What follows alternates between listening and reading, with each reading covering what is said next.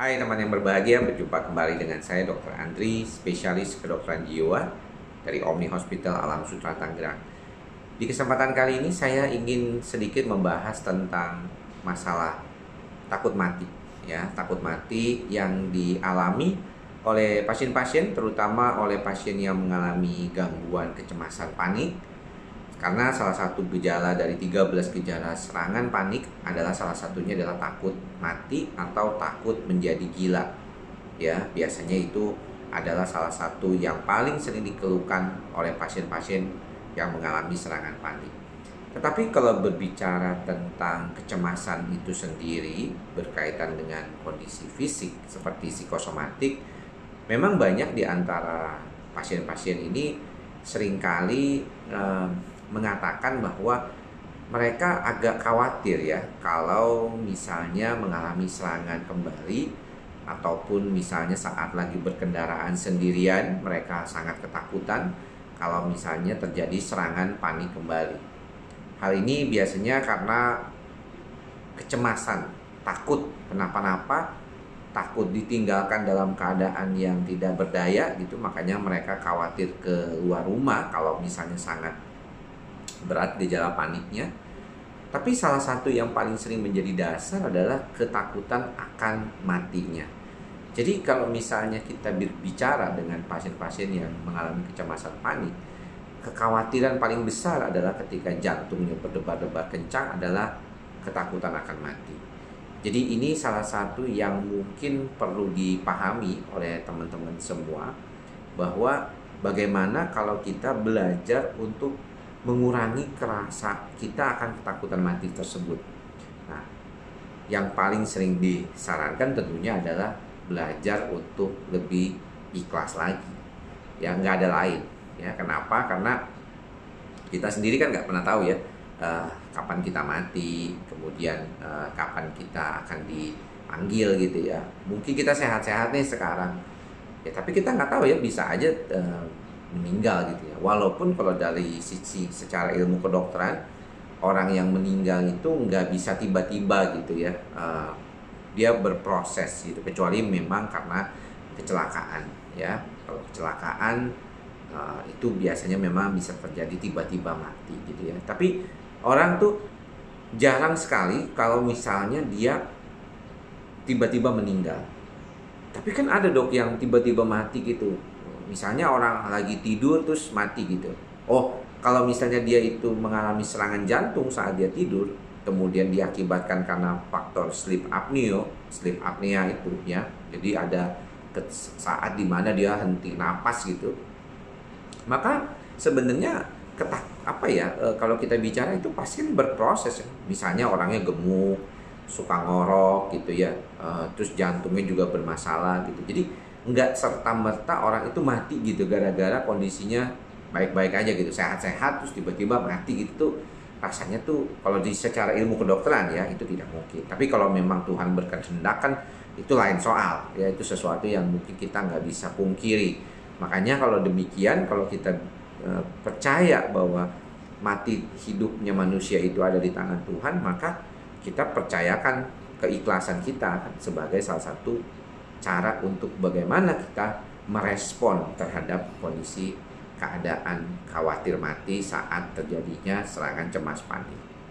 Nah, kalau secara rasionalnya untuk gejala gangguan cemas sendiri apakah bisa bikin mati? Saya pernah membuat videonya, ya. Tidak bisa bikin mati. Karena kalau misalnya yang bikin mati itu biasanya ketakutannya itu lebih karena jantungnya yang nggak sanggup berdebar-debarnya luar biasa gitu ya. Itu yang orang takut mati. Dan identiknya itu kan jantung itu adalah bagian dari tubuh kita yang sangat penting, yang membuat orang itu bertahan hidup ya, dari sejak dia lahir sampai dia mati. Itu yang sangat kekhawatirannya.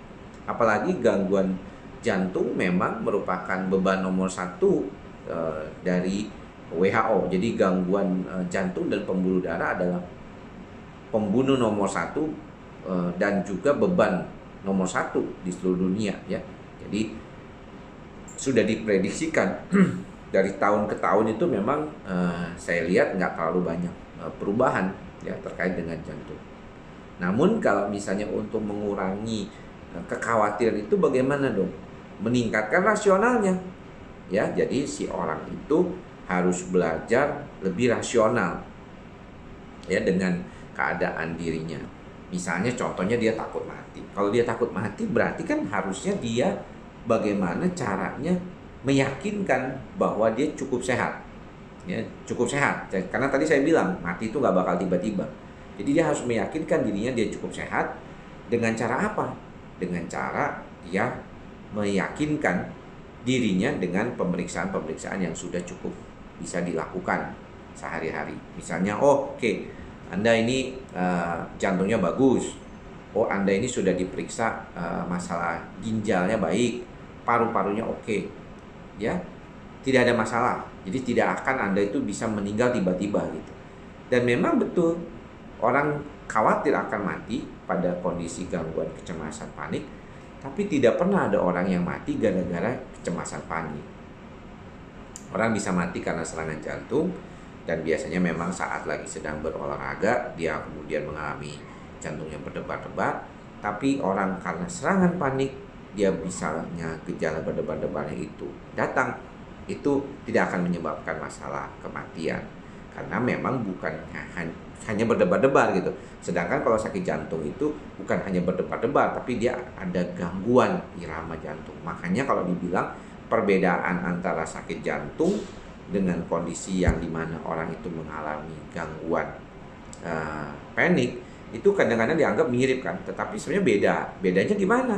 Bedanya perasaan tertekannya itu tidak ada tuh kalau di gejala yang berkaitan dengan serangan panik. Jadi rasa ditekan di dada itu hanya bisa dialami oleh orang-orang yang sakit jantung. Jadi tekan kayak digodam, ditekan sedemikian rupa, sakitnya luar biasa sehingga kadang-kadang bisa menyebabkan pingsan. Kalau orang panik nggak bakal bisa mengalami pingsan. Jadi itu yang bisa membedakan satu dengan yang lainnya. Jadi buat teman-teman, saran saya adalah bagaimana kita bisa mengelola perasaan dan pikiran kita, meningkatkan rasionalitas kita terhadap situasi yang berkaitan dengan kecemasan panik itu sendiri, dan mampu menerima keadaan itu sebagai bagian yang tidak terpisahkan dari kondisi kehidupan teman-teman sebagai orang yang cemas. Nanti pada video selanjutnya saya akan menjelaskan tentang bedanya sembuh dengan remisi, yaitu suatu proses tidak ada gejala pada orang yang mengalami kecemasan walaupun dia masih makan obat sehari-hari. Ini untuk membantu teman-teman memahami apakah sebenarnya gangguan kecemasan ini benar-benar bisa sembuh atau tidak. Oke, demikian apa yang bisa saya sampaikan. Mudah-mudahan bermanfaat. Tetap jaga kesehatan jiwa dan raga dan tetap semangat. Jangan lupa subscribe kalau buat yang belum subscribe ya. Mudah-mudahan video ini membantu. Sampai ketemu di lain kesempatan. Salam sehat jiwa. Bye-bye.